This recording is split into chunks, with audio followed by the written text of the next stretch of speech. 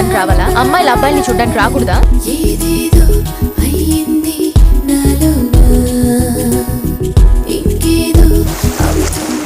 ఇద్దరికి first experience. First time అంటే ఎవరైనా భయపడతారు.